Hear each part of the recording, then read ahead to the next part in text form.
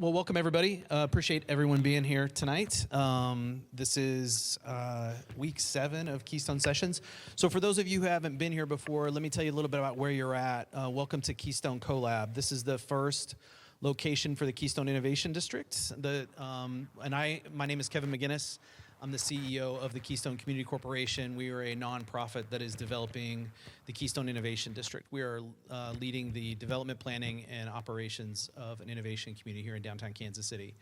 So we're bringing together 9 of our regional universities, a couple dozen of our corporate partners here in Kansas City, as well as the entrepreneurial community. And our goal is to develop somewhere between 50 and 100 acres of this area into thriving innovation community over the next decade. And so this is our first location. Keystone CoLab serves 3 purposes. The first one is it is an innovation event venue. It is also, so we have resident partners, Black Excellence KC, Venture for America. They're also in the space with us. So all 3 organizations, as well as a lot of our community partners, run their innovation events here. We also are a public workspace, so people are just free to drop in during the day, use the Wi-Fi, have meetings here, and so it kind of comes and goes. We're not a co-working space, but we will be opening up co-working spaces in the future. And then we also are a programming hub, and so we run a few of our programs here. The Social Venture Studio with the Sunderland Foundation and EDC is part of Launch KC, which is an accelerator focused on social entrepreneurs. And then we also run Keystone Sessions, this flagship program. So Sessions is really intended to collide audiences. How do we bring innovation across sector, across industry together? We do that through a weekly networking event, which you're here for. And that is built off of 3 different sessions every week. And those sessions alternate. They all are themed around things like innovation, education, entrepreneurship, social progress, social innovation. And so tonight, our first session tonight is a series that we started with an organization called Pipeline Entrepreneurs. They are the organization that is our community presenter for this. It's called Founder Stories. And so on the 3rd Wednesday of every month, we will interview a local startup founder, understand their story, understand their experiences, and any advice that they can give to up-and-coming entrepreneurs. And so tonight, we are honored to be joined by Heather Spalding, CEO of a company, Cambrian. And so Heather, thank you for being here. I appreciate it. Thanks for having me. Yeah. So let's start off. Tell us a little bit about Cambrian. Explain to us what Cambrian is, what you guys do. Sure. So Cambrian is a company that so we make a technology that allows people to see paint, flooring, things like this in their own home, in their own space, really easily using our web tool. And we license this to other companies. So you might see Shaw Floors, Costco, people trying to sell flooring. You can take a picture in your own home or in your own workspace, use our visualizer tool to see it applied in your space really easily. And we do this with paint and so forth. We all know how hard it is to try to imagine what a place would look like with a different paint color. So we try to make it look as realistic as possible and as color accurate as possible. I know enough about you to know that this is not your background. This is not the field that you were in prior to doing this. So tell us a little bit about how you got started doing this. Yeah, real interesting. So I was interested in biological engineering a long time ago. So my background's in biology, specifically neuroscience research. So I was doing neuropharmacology research. I was researching drugs effects on the brain and addiction and stuff like that. But I was really, really interested in biological engineering. And I met Joel, my co-founder and husband, who was also interested in biological engineering, and his background is in engineering. And so we started talking about all the possibilities of connecting biology and engineering, and then at the time, neural networks were like this new sort of thing that was just emerging, and we were saying how there's so many ideas that we had for kind of taking advantage of this. And so one of the things we were talking about was computer vision. And so one of the things we found really interesting is teaching a computer to see the way a human sees. So seeing something like this wall behind us that's gray, you can see like here there's something built out. And visually, I can see that this is coming out, this is projected towards me, but for a computer, that is a really hard thing for a computer to see. It might see these two colors as being the same and not see a wall there at all. It might not know it exists. Same with like a ceiling or a corner. This is really hard for a computer, but there's tricks that the human brain uses to know where it is in space and what the space around it looks like. And so early on, we got into seeing if we could teach a computer basically to see a room and see a space the way a human does. And so we used some of these tricks. We wrote some really basic algorithms. I think I was interested in changing nail color. So hands were really interesting to us at first. Nail polish color. So I could buy my nail polish online.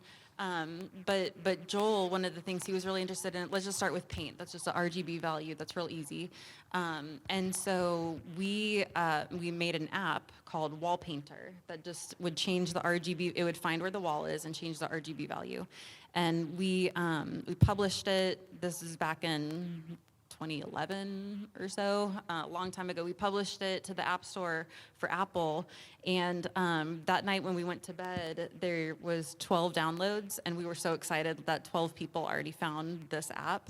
And then the next morning when we woke up, it was already up to 12,000. And so we were kind of like, whoa, we're maybe onto something here. And it kept growing, and we became the #1 utility app in a number of countries. I think we were top 10 in the US for utility apps. So we did like a paid version eventually that worked a little better without ads.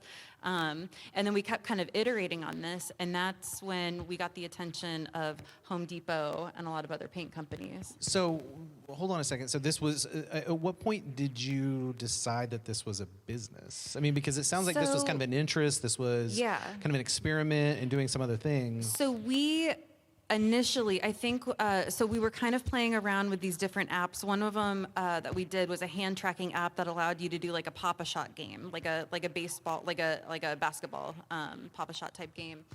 And was it Nintendo? The Wii, I think, one of them where that tracked body movement came out later that year. So we're like, well, we're not going to compete with Nintendo right now. But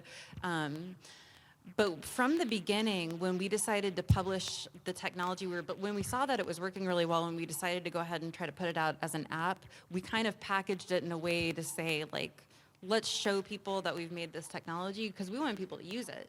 And really when it took off, we knew if we could license this API, if we could bundle the technology in a way that made it like repeatable and licensable for other companies, that was something we were interested in. This was very early on. So we had started this as a company, but we were both working other jobs, for years actually. But we kind of always knew that there was a possibility of this becoming its own company in its own right. And we didn't leave both of our jobs until 2016 to run this full time. So it's really our founding. So 4.5, 5 years before you actually jumped ship and did this full time. Yeah. And so there was a lot of during that time. I mean, there was for me. We got married. We had a kid. We were buying a house. So there was a lot just personally going on at that time. But we had a license with Home Depot. We had a license with companies in England and all over the world. And so we were really running this. And it's funny because I look back on that time and I never would have called myself like an entrepreneur.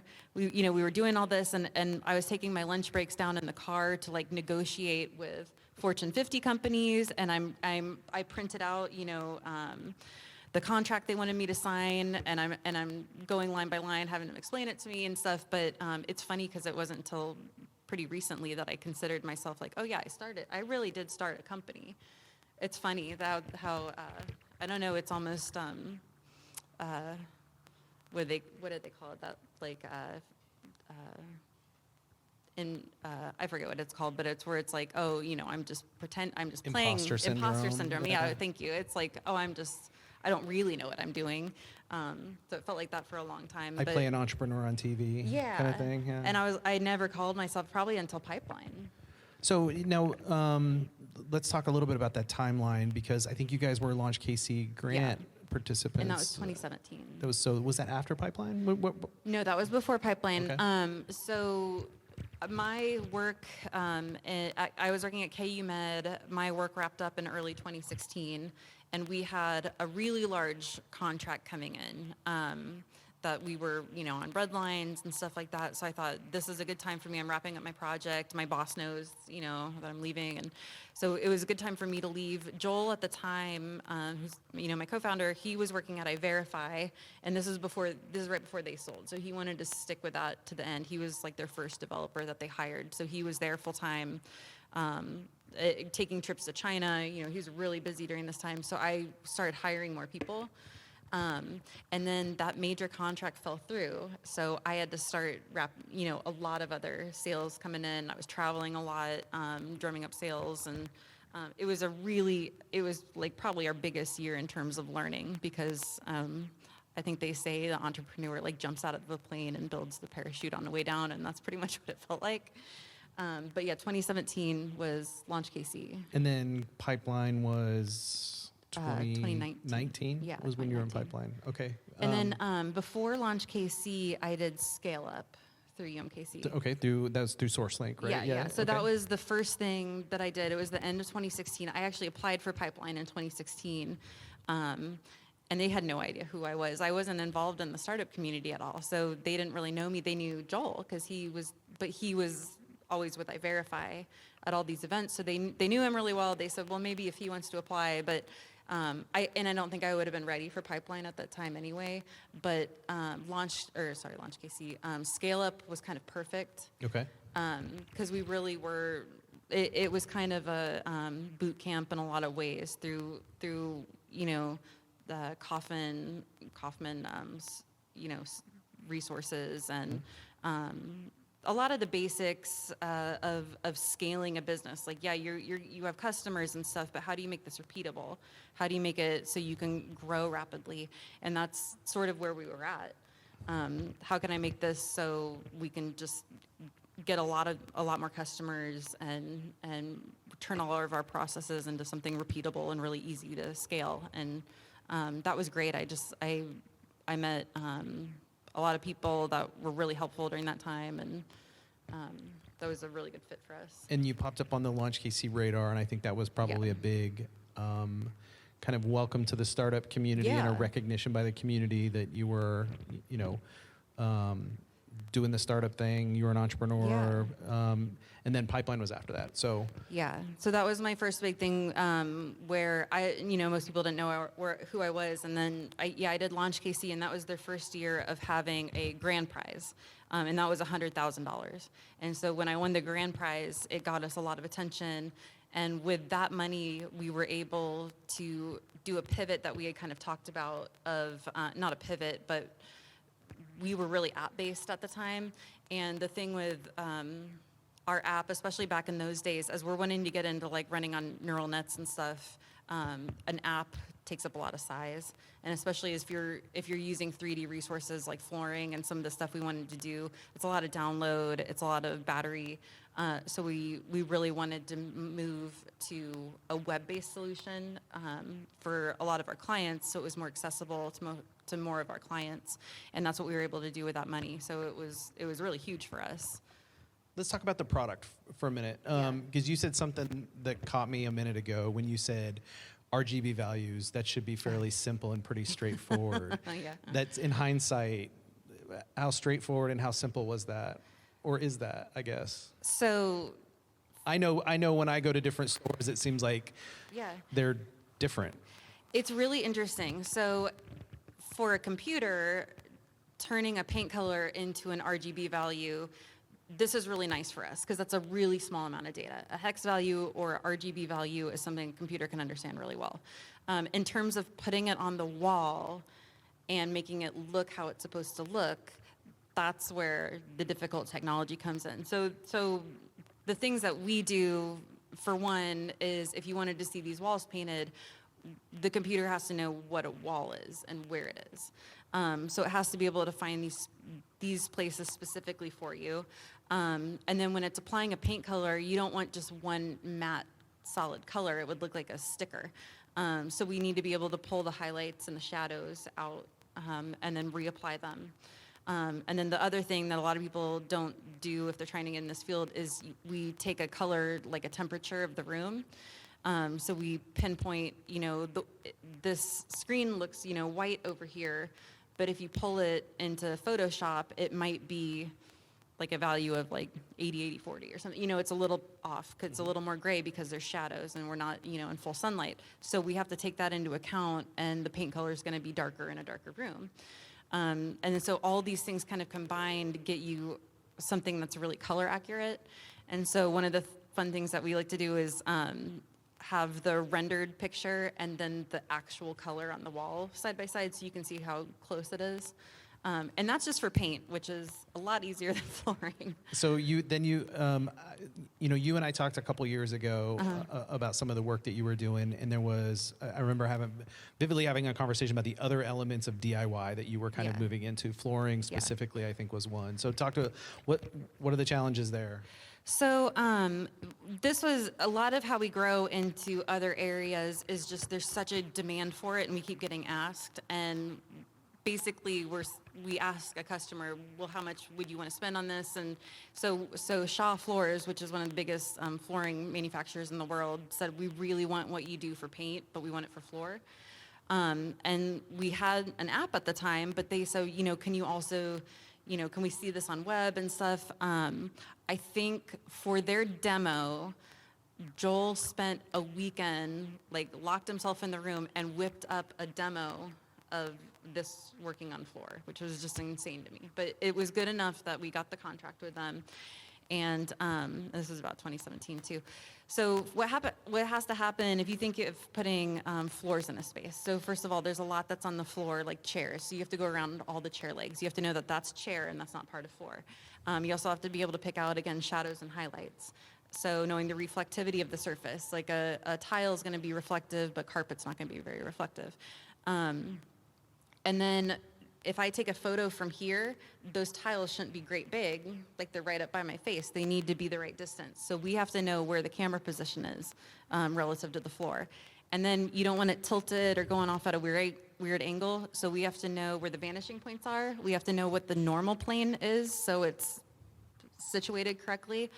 We also have to cut out, all the little spaces. And this has to work so a user can take a photo, upload it, and within 15 seconds, it comes back and looks real. Users don't want to wait that long. So there's a huge amount of computing power that goes on kind of in the background to spit out something that looks, for the user, photorealistic. So you started on the consumer app side. We got all the downloads, that first night. That was pretty amazing. But it sounds like you quickly knew that the pivot towards enterprise was going to be, toward you, because you were getting inbound traffic.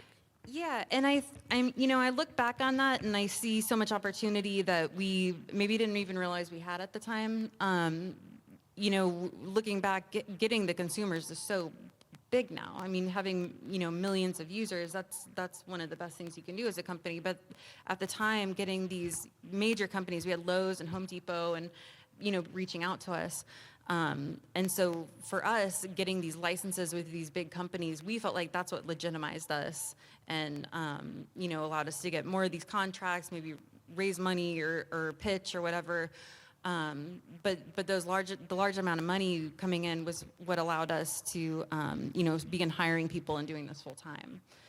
So that was how we chose to grow, and we've grown organically in that way, just through sales. But yeah, looking back, being able to have all those customers at our fingertips now is so valuable because what they're interested in is so valuable. But at the time, we kind of were just doing both. So when we talk about things like customer validation, customer feedback, your customers are those businesses? Largely, yes, but their customer feedback is very important. And how does that come back to you? So, one of the things that's interesting that we've sort of been growing towards is these smaller individual companies. So you might have a handful of really large manufacturers selling paint or flooring, but you have thousands and thousands of smaller businesses selling that paint and flooring, everywhere. And that's where people are going into, and that's where they're asking them, what should I paint my wall? So we needed a way to reach out to those thousands of people. And I get emails every day from these smaller businesses saying, what's the solution for me? Because my customers want this.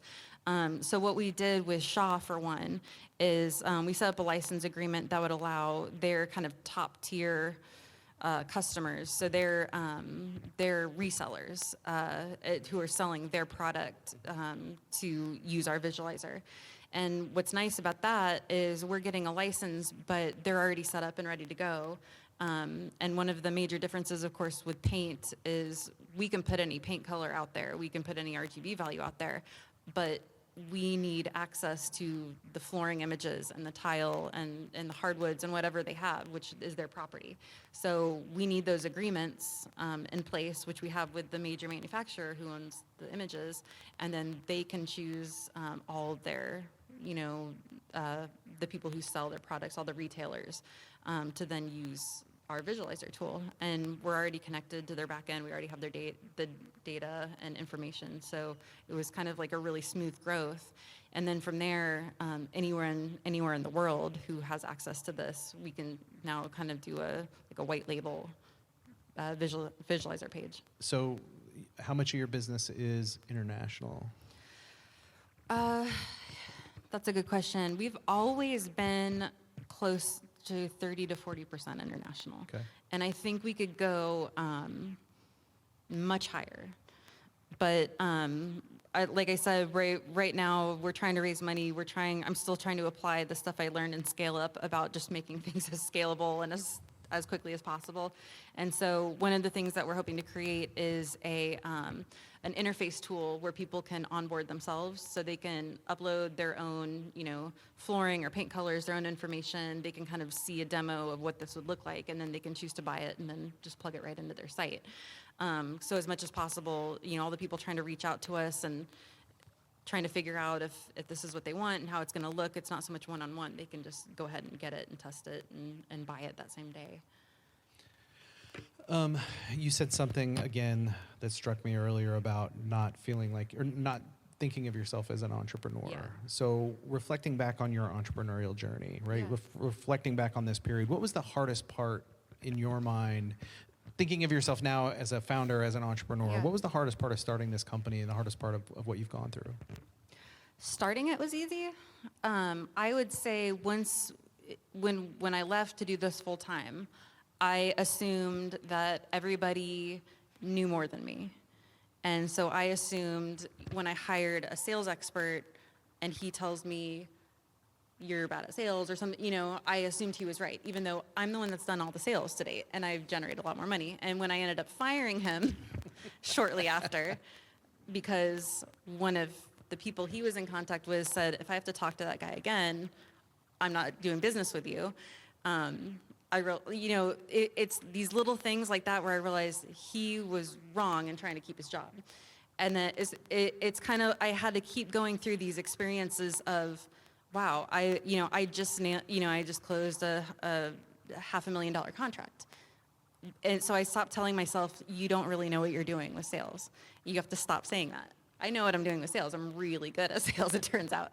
And same with being a leader. I do think mostly it's just you have it or you don't, but I've always been a leader. I made something like $30 in a lemonade stand in one day because I had the idea, as a kid, I had the idea of saying it's free, but we accept tips. And all the moms would empty their purse of change into our cup, and we made a killing. And it's funny because when I was in Pipeline, and this is kind of what was interesting, a lot of the other founders had stories going back to when they were kids and how they used to buy a bag of oranges for $1 and then sell them for 50 cents a piece or whatever it was. And so it's funny, looking back, where it's like, this has always been part of me. I've always wanted to innovate. I've always wanted to push the edge. I've always wanted to try something new.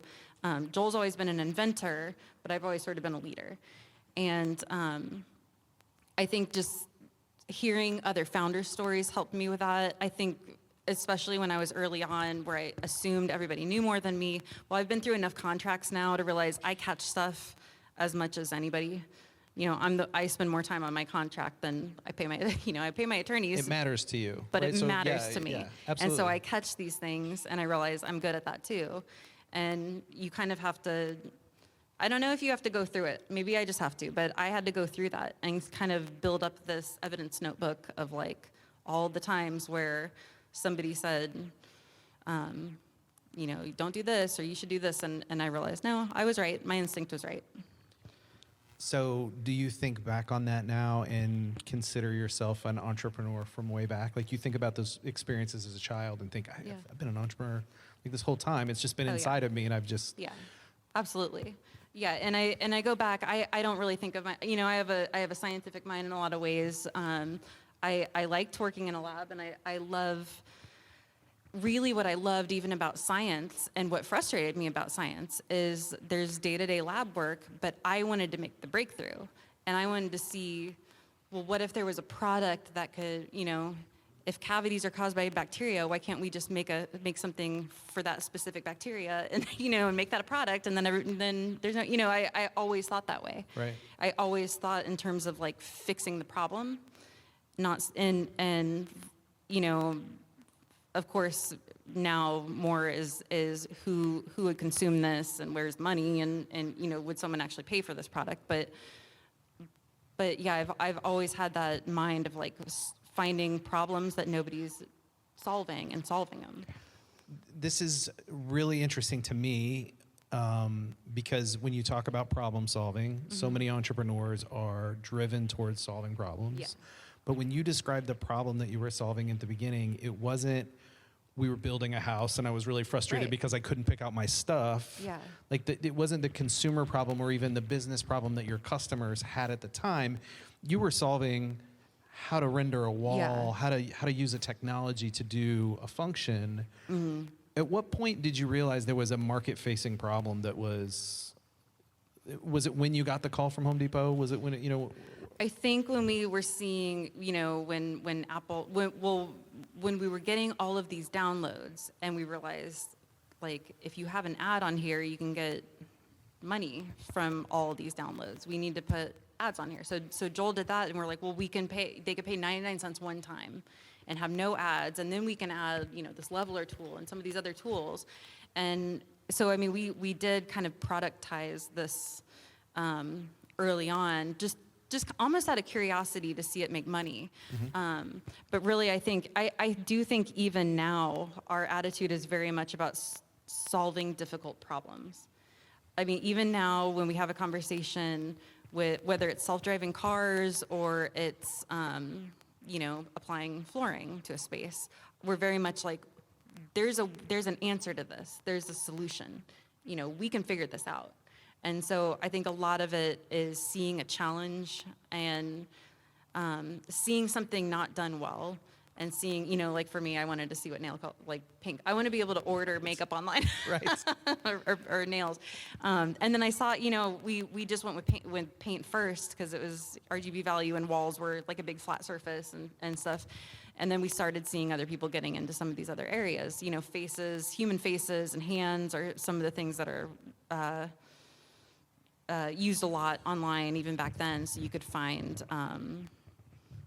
AI resources but even back then, but so people were getting into it. So I gotta be honest, when I asked you what your biggest challenge or what the biggest problem was in founding the company, I was surprised that raising money wasn't what you said. So let's talk a little bit about. So have you raised institutional money? Have you raised, and how has the funding come in so far? The only money that we got that wasn't from sales was from Launch KC. Okay. And we tried, we went, so what's interesting, I guess, for us is that we don't fit, I suppose, this normal box of like, I have an idea, so I need to raise some money, and then we start building it, and then we can raise a little bit more money, and we already had some big clients, and right now we're doing a land grab for as many clients as possible, so we're, it's not as much to us about the money right now as getting, large numbers of clients. So I think for that reason, it's been hard for me to explain my founding story, and so it's been hard to raise money. I think when I tell them the story, a lot of people say, "Oh, so you're into apps or whatever," and it's like, well, no, we don't actually do that right now. And we're literally a sales tool for companies that have something that people need to see. That's it. And but it is advanced technology, and people will say, "Oh, I've seen AR before. I think that's a fad." Well, no, it's not. It's going to be here forever. And Somebody told me Wi-Fi was a fad at one point in time on a product I worked right, on. So, of course. So I think when you're in an advanced technology, and I think maybe more of a technical person, so I'm proud of the technology, and I'm really interested in the technology, and maybe I'm too deep in explaining the technology versus the business or the money.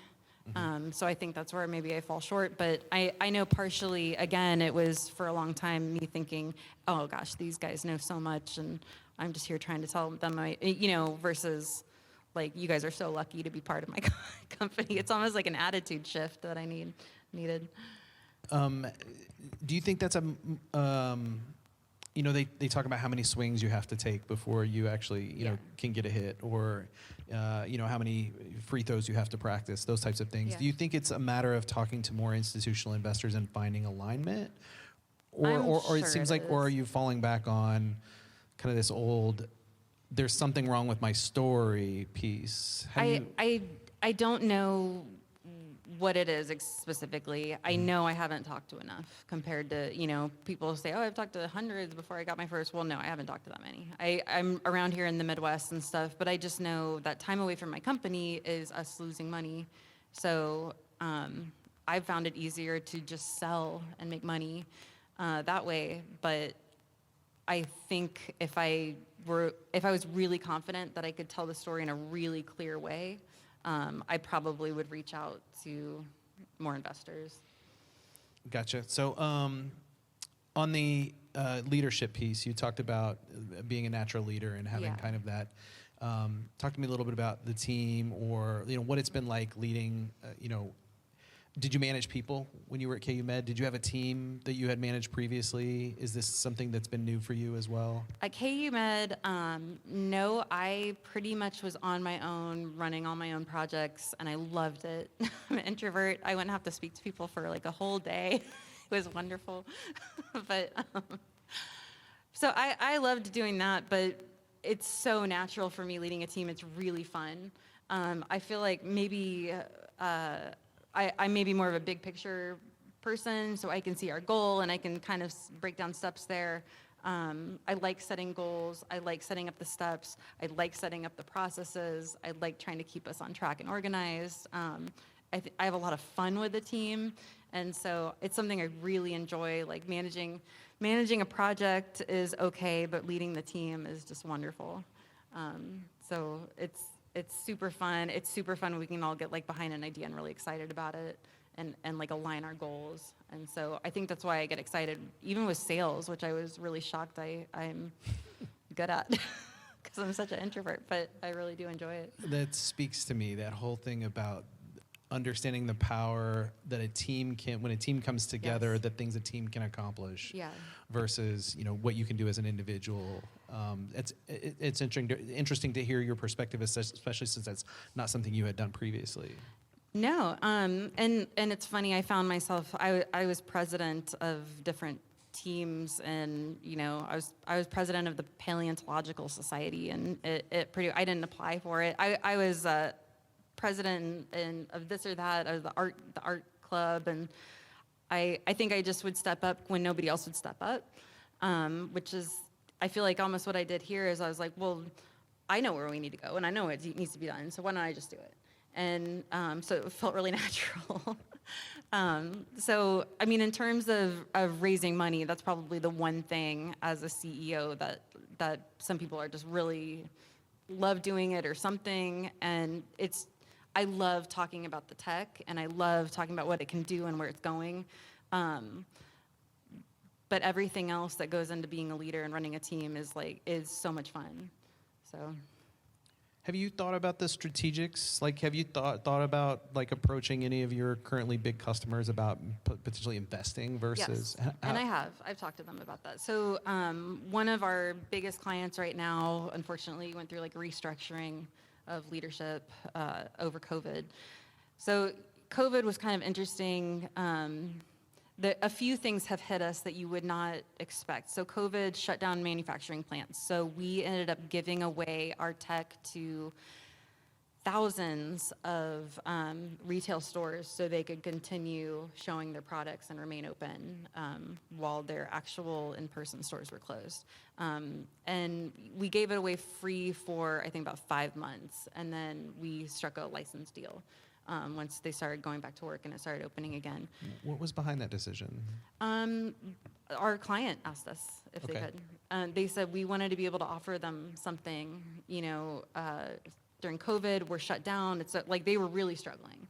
And so we kind of discussed it just really frankly with them, and we said we could do this. And we knew that moving forward, this would be a license for us. And now we have that many more customers, essentially, thousands of people using our tool with our name on it.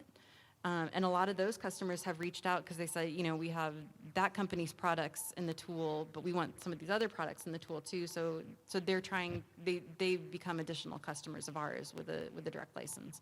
So that was not necessarily moved in a strategic way. It was more like, let's do this, make our customer happy during this time.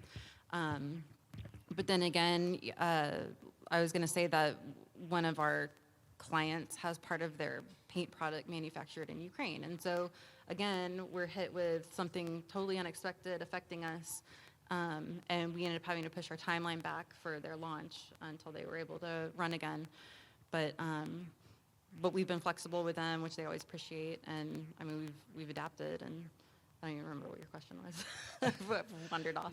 We had been talking about strategics. We've been talking Yeah. about like the opportunity for any of your large customers, your large partners to Yeah, become and investors to help you like grow. Yeah, and even this, so we did talk to them about that, and I think the reason I brought that up is we first brought that up, and then they shut down and everything, and then they had a restructuring, and so we brought it up again early this year as a possibility, and then one of our current customers, the one who was affected by Ukraine, has a parent company that's huge, that's buying up companies like ours. So it is, partially strategic. We want to do a really good job.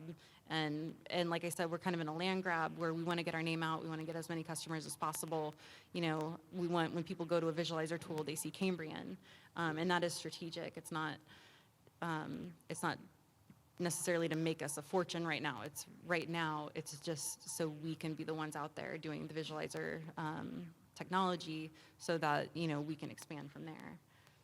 So we are running up on time, but there's a couple more things. Well, the first thing I want to ask, what advice would you give to, someone who was just applying for something like Launch KC or Pipeline that was, 5 years, 6 years behind you in terms of their journey, regardless of product, company, or whatever? What advice would you give to an aspiring entrepreneur at this point? Well, I'd say every program I've been a part of has been so tremendously helpful. So it was very much worth the time and effort. I know a lot of people. Hello. Some people weren't sure. Is it really worth all the time and effort you have to put into it? And for me, it really was. I mean, the people you meet. The attention that it brings to your company, putting yourself through the ringer and really having to prove your business. And we had people in Pipeline that first week where their business kind of crumbled under the pressure, and they started something new and even better. And it was kind of amazing to see. People are just, if you're an entrepreneur, you can make something out of nothing, essentially. So it was a really great experience. I would say one thing I wish I had done different is I would say to myself, like, just trust yourself, and fire people faster. If you have a bad seed, they make everything toxic. And so if you run a company, you're going to have to fire people. And I think I was so worried about being nice in the beginning. And I think now it's much more of, build a team that is fun to be around, build a team that has your goals aligned and they're passionate, and then it's fun and exciting to do this work, and you don't run into some of these issues. And I think, yeah, just trust in your own instincts because you know your company better than anyone else. Where do you see the company in 5 years, 10 years? I am hoping in 5 to 10 years we would sell this company because we have so many ideas.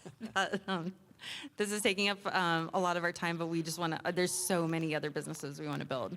So I would love to see this company like successfully sold and like the main visualizer tool for paint or flooring or whatever. I'd love to see it like continue to be really successful as a visualizer tool. Either that or a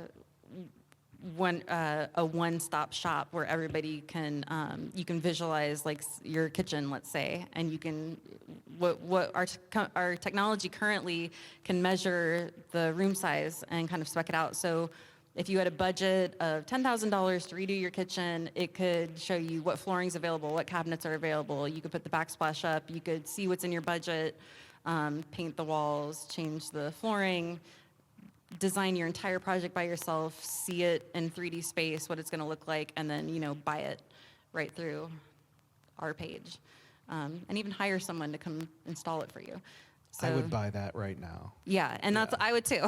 Yeah. So that's what I keep working towards because I think if nothing else, I want this to exist for selfish reasons. So. Well, therein lies the problem that you're solving, Yep, right? that's For it. yourself. Well, Heather, thank you for spending time with us. I'm excited that you're in Kansas City. I'm excited that you've built this in Kansas City, and we hope that you have the resources that you need to keep the company here and continue to grow here in Kansas City. So I just want to say thank you for spending time with us this evening. Thanks for doing this. I really appreciate it. Thanks so much for having me. Yeah, absolutely. Thanks.